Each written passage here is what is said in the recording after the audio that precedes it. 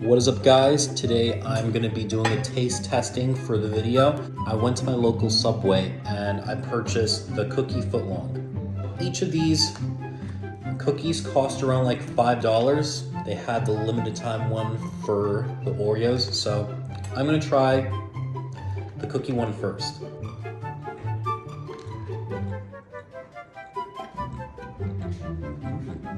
It's pretty good. It's not bad. Now let's try the Oreos.